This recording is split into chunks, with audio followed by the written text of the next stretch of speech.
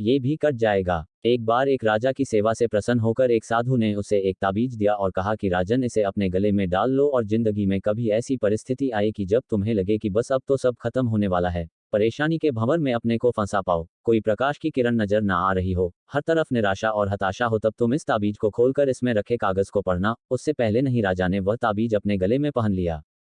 एक बार राजा अपने सैनिकों के साथ शिकार करने घने जंगल में गया।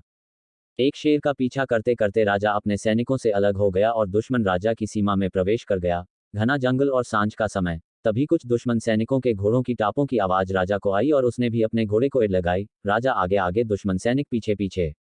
बहुत दूर तक भागने पर भी राजा उन सैनिकों से पीछा नहीं छुड़ा पाया। भूख प्यास से बेहाल राजा को तभी घने पेड़ों के बीच में एक गुफा सी दिखी। उसने तुरंत स्वयं और घोड़े को उस गुफा की आड़ में छुपा लिया और सांस रोककर बैठ गया। दुश्मन के घोड़ों के पैरों की आवाज धीरे धीरे पास आने लगी। दुश्मनों से घिरे हुए अकेले राजा को अपना अंत नजर आने लगा। उसे लगा कि बस कुछ ही क्षणों में दुश्मन उसे पकड़कर मौत के घाट उतार देंगे। वो जिंदगी से निराश हो ही गया था कि उसका हाथ अपने ताबीज पर गया और उसे साधु की बात याद आ गई। उसने तुरंत ताबीज को खोलकर कागज को बाहर निकाला और पढ़ा।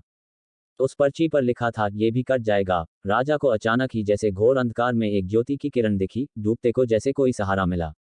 उसे अचानक अपनी आत्मा में एक अकथनीय शांति का अनुभव हुआ। उसे लगा कि सचमुच ये भयावह समय भी कट ही जाएगा, फिर मैं क्यों चिंतित हूं। अपने प्रभु और अपने पर विश्वास रख उसने स्वयं से कहा कि हाँ, ये भी कट जाएगा, और हुआ भी यही। दुश्मन के घोड़ों के पैरों की आवाज पास आते आते दूर जाने लगी। कुछ समय बाद वहां शांति छा गई। राजा रात में गुफा से निकला और किसी तरह अपने राज्य में वापस आ गया। दोस्तों, ये सिर्फ किसी राजा की कहानी नहीं है, ये हम सब की कहानी है। हम सभी परिस्थिति, काम, तनाव के दबाव में इतने जकड़ जाते हैं कि हमें कुछ सूझता नहीं है। हमारा डर हम पर हावी होने लगता है। कोई रास्ता, समाधान दूर दूर तक नजर नहीं आता। लगने लगता है कि बस अब सब खत्म है ना। जब ऐसा हो तो 2 मिनट शांति से बैठिए, थोड़ी गहरी गहरी सांसें लीजिए, अपने आराध्य को याद कीजिए और स्वयं से जोर से कहिए, ये भी कट जाएगा। आप देखिएगा, एकदम से जादू सा महसूस होगा और आप उस परिस्थिति से उबरने की शक्ति अपने अंदर महसूस करेंगे। आजमाया हुआ है, बहुत कारगर है। आशा है जैसे ये सूत्र मेरे जीवन में मुझे प्रेरणा देता है, आपके जीवन में भी प्रेरणादायक सिद्ध होगा।